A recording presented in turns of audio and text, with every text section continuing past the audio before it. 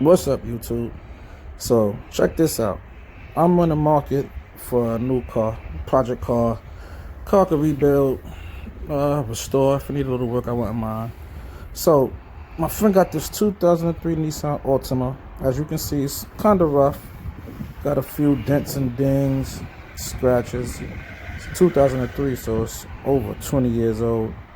Needs some love and some care, a little bit of work. It's not too bad, but it's a 2003. It's a base model Altima, and headlights is kind of fuzzy. Like I said, it's a 20-year-old car. I know these cars to be reliable, the Altimas. Do you think this car would be worth buying and restoring, getting it back into a little more decent shape? Interior don't look too bad. Could use a little cleaning. 165,000 miles on this car. So got a few miles on it, but not too bad. It's a Nissan, and the Altimas, they're known to be pretty reliable, decent cars. I drove it. It drove fairly good. It's a decent driving car. Drives straight. It does have a check engine light, so I will have to get the code read out and see what that's about. Got a check engine light, but it's a 4-cylinder, so I'm not too worried about it.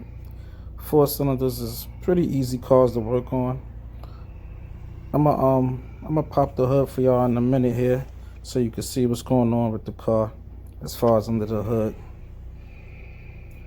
But thinking about buying this car and possibly restoring it. So let me know.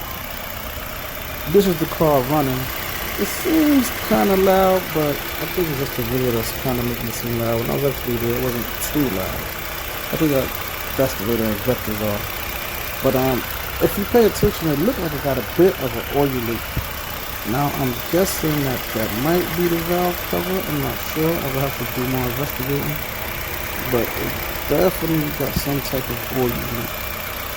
So that would be even more of what I would have to do, but still minor things. It's not nothing too major. It seems like all a bunch of minor things. So